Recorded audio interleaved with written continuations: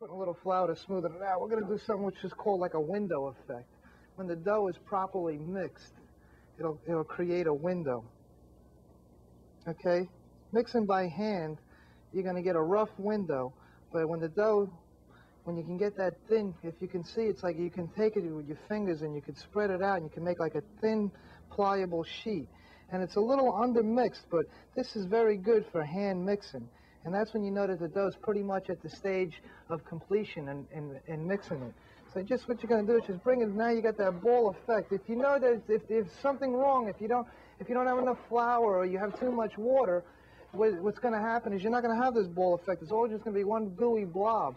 And don't be intimidated by that gooey blob. Just keep mixing until it keeps coming together.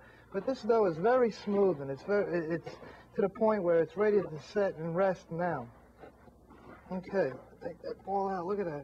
Just pulls all together in one big piece. It's ready to go. What we're going to do is I'm just going to let it, from the natural heat, I'm just going to let this dough rise now. I'm not going to turn around and put any oil on it or anything like that to keep it from crusting, because the natural heat and the humidity from the dough will keep it from crusting.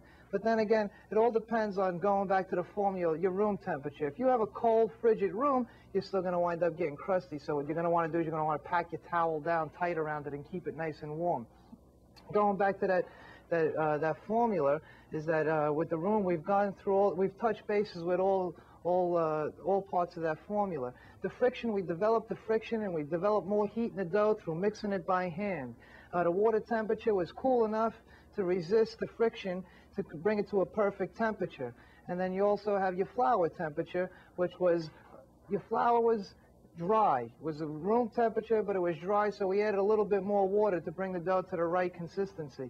But remember, you could always add a little bit more water, but you don't want to add more flour, because if you add more flour, you'll wind up with lumps of flour throughout your dough. It's always a lot easier to add a little bit more water. If you have a sticky dough, you add a little bit more mixing time to it, which will actually bring it to the ball and the pull-away effect. One thing that I'm going to do real quick is I'm going to grab my thermometer and just check the temperature on this dough. Okay, back again.